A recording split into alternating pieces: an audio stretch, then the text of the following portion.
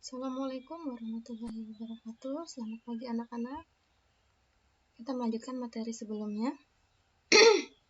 Memahami posisi garis terhadap sumbu X dan sumbu Y. Perhatikan gambar bidang koordinat kartesius berikut. Gambar A.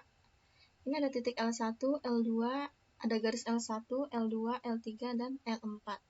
Di mana garis L1 sampai L4 ini adalah garis yang sejajar dengan sumbu X dan tegak lurus dengan sumbu Y. Kemudian gambar yang kedua, ini ada garis M1, M2, M3, dan M4. Ini adalah garis yang sejajar dengan sumbu Y dan tegak lurus dengan sumbu X. Kemudian ini adalah ada garis N1 dan N2. Nah, di mana garis N1 ini garis yang tidak sejajar dengan sumbu Y dan tidak sejajar dengan sumbu X, tetapi memotong di sumbu Y, ini titik potongnya, dan memotong di sumbu X. Nah, ini titik potongnya. Kemudian garis N2 ini adalah garis yang memotong di sumbu Y dan memotong di sumbu X. Contoh 2.1, gambarlah garis L yang melalui titik A 3,5 yang tidak sejajar dengan sumbu X dan tidak sejajar dengan sumbu Y. Jadi kita bikin titiknya dulu. Titik koordinatnya 3,5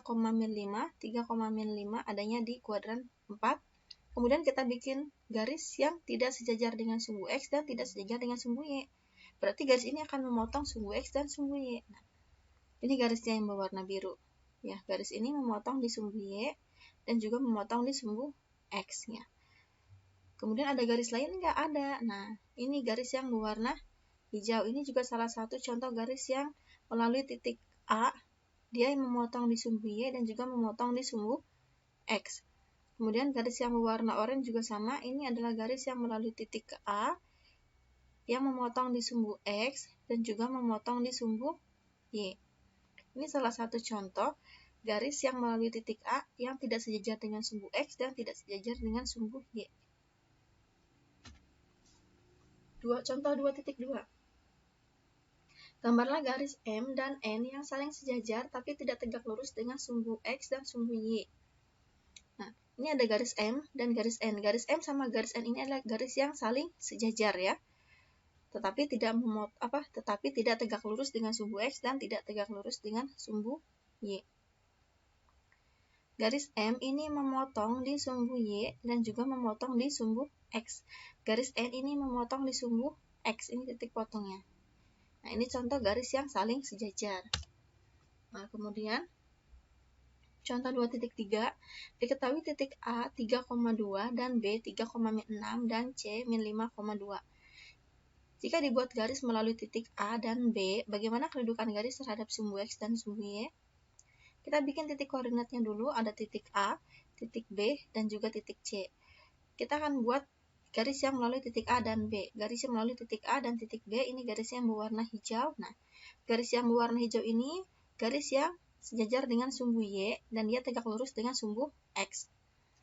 Kemudian yang B ini jika dibuat garis yang melalui titik A dan C. Garis yang melalui titik A dan titik C. Nah, ini garis yang berwarna biru.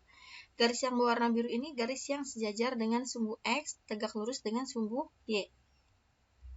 Kemudian, jika dibuat garis yang melalui titik B dan C, melalui titik B dan C ini garis yang berwarna merah. Nah, garis yang berwarna merah ini garis yang memotong di sumbu X dan di sumbu Y. Garis ini tidak sejajar dengan sumbu X dan tidak sejajar dengan sumbu Y.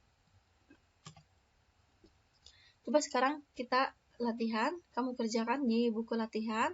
Ini ada bidang koordinat kartesius, ada titik-titik koordinatnya. Apakah ada garis yang melalui titik A yang tegak lurus dengan sumbu X dan sejajar dengan sumbu Y? Nah, jika ada kamu gambar, jika tidak ada kamu jelaskan. Ya.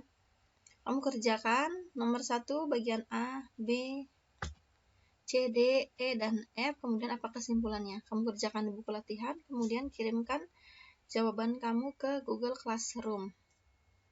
Jika ada pertanyaan, silakan bertanya di kolom komentar di Google Classroom ya. Terima kasih. Assalamualaikum warahmatullahi wabarakatuh.